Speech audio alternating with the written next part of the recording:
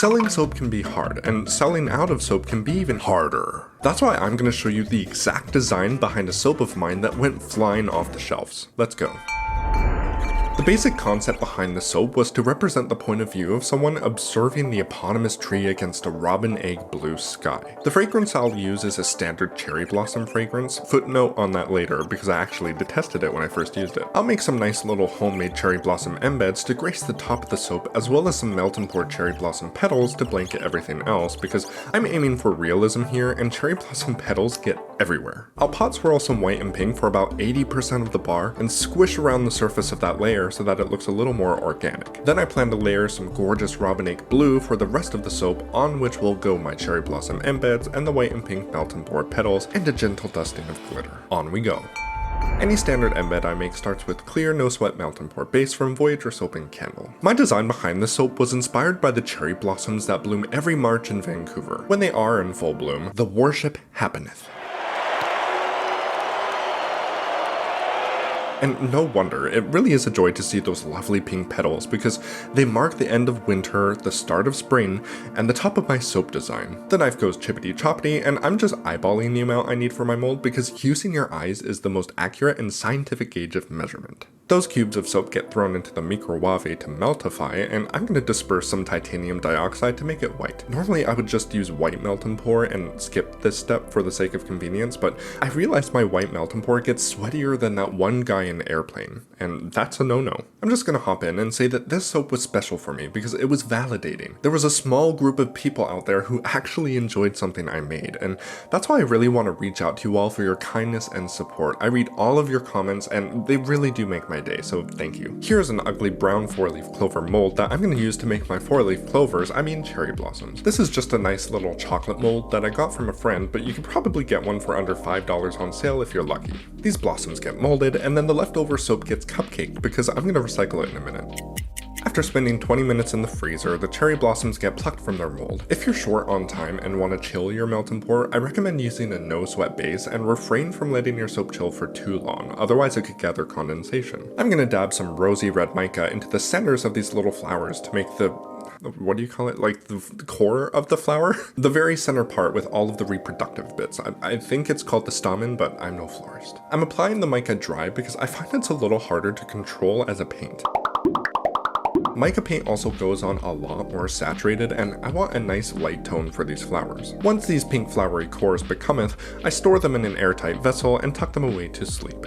While they do so, I'm going to unmold my cupcake, which is looking a little rough. If you've seen my other videos, then you know I like to use these little cupcake molds to hold my mica paints, and mica paint is a pain in the donkey to clean, so half the time I half donkey it because I don't give a rat's donkey. I'm bisecting the cupcake and giving one of the halves the Barbie treatment with some of that rosy red I used earlier.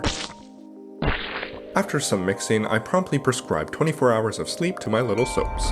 Moving on to the real thing, I'm going to use half a teaspoon in the Tropics, which will provide that really nice robin egg blue I'm going for. The latter will be a combination of 1 1/4 teaspoon Pretty in Pink and a 1/4 teaspoon Magical Magenta to give it that extra pink kick. All micas provided by Voyager. Those two get twisty twirly, but you'll only see me do it to the pink because my SD card was giving me some real attitude and didn't capture the blue. I'm going to add 2 tablespoons of titanium dioxide to my oils for a couple reasons. First, I'm going for a pastel color palette, so all of my colors require it. Second, adding the TD to my oils allows me to disperse it properly with the stick blender without accelerating trace. TD can heat up and accelerate your batter if you're not careful, and also if you are careful, because chemistry doesn't care whether you're careful or not. My skin needy liquid gets poured into my skin slimy liquid, and then the two get blendified until they become malicious milk. TD makes the batter opaque from the start, so it can be really difficult to tell when the batter is emulsified. If you've ever made a nice vanilla custard before, then you know to cook it until it coats the back of a spoon, and that's basically the consistency you want to look for here. The fragrance I'm using is Cherry Blossom by Voyager, and here's where I'm going to elaborate on what I said earlier about this fragrance. So when I first bought this, I was expecting a floral, I was expecting garden, I was expecting Home Depot flower department, but that's not what I got. This fragrance is a 100% dupe of the Bath & Body Body Works' Japanese Cherry Blossom line, which is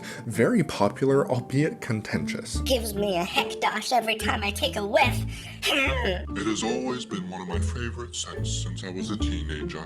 Honestly, I think it's one of the most disliked scents. I don't understand all the hate for Japanese cherry blossom. It's one of my favorites. Reading all these comments are making me feel guilty for getting the collection for my friend's birthday. If you haven't given it a sniff at your nearest dine mall, then I'll have you know that it's a very complex fragrance. It smells more perfumey, more powdery, and more bougie. Looking at Voyager's fragrance profile, they list some fruit, they list some flowers, and some musk. In my experience, I get none of those top notes, and really only get a complex blend of florals that is very heavy on the musk. Wasn't my cup of tea, but again, this was my best-selling soap, and the fragrance had a huge role in that success. The good thing about this fragrance is it behaves quite well. It does accelerate a tiny bit, and I think it also does something funky to one of my colors, but we'll get to that in a bit. I'm going to separate approximately 400 grams for my blue batter and ensure that I overshoot that figure by a lot. Then I'm going to separate 560 grams for my pink.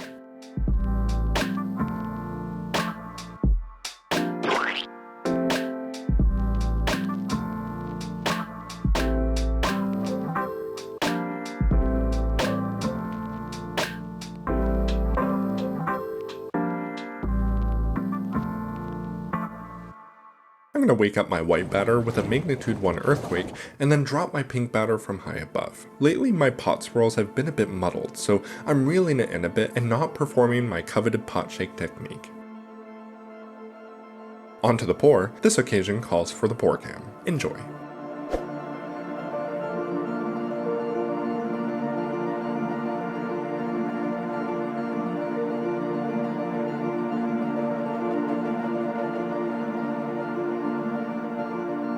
Now, some of you might have noticed that this is the very first time I'm using the full capacity of my mold in a video, and that's because I'm fairly confident that my 16 bars are gonna skedaddle. I really miss how easy full batches were to make. They're so easy to control, and they're so roomy.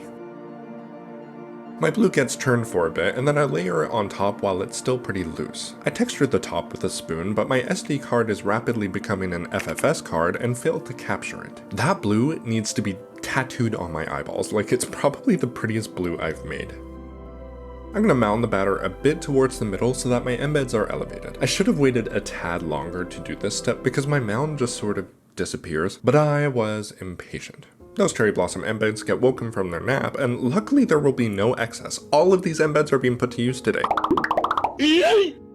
To make the cherry blossom petals, I'm using a cheese grater to shave the leftover white and pink melt and pour soaps I made earlier. I will admit, this step was more successful on my first go. I'll show you a picture of my original soap at the end of the video, but I made the shavings far too long, so they look more like cherry blossom cheese rather than petals. To top it all off, I'm using some Simply Stardust biodegradable glitter from the Good Glitter. For me, glitter is like the salt of the soap making world. Use it sparingly as an ingredient to enhance the soap, not take away from it. With all said and done, this soap gets put away to sleep and saponify.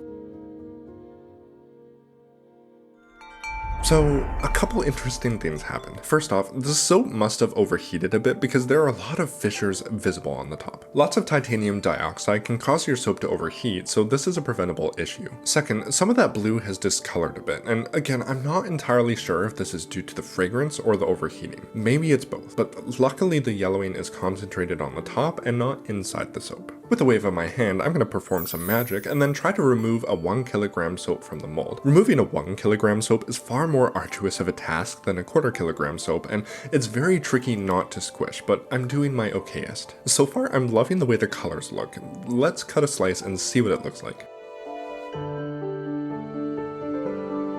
Aside from the funky green discoloration, I love the way these turned out. I'm going to throw out my previous version, and you could probably tell already that there are definitely some differences, both good and bad. Improvements and downgrades aside, we gotta look at the product shots.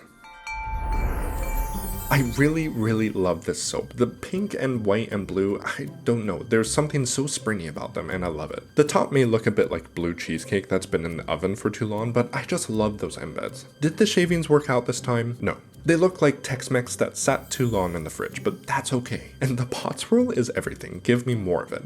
It's a pretty simple design, but it's very effective. I call this soap Cherry Blossom because it's elegant in its simplicity. Remaking old soaps is really fun, but it's also pretty challenging because I want everything to turn out perfectly. That's not the way the soap bubbles, unfortunately, so I've learned to just roll with the punches and love my soaps as if they were my very own cats. That was a soap journey with the Soap Universe. Thank you for watching and subscribing. Bubble bye.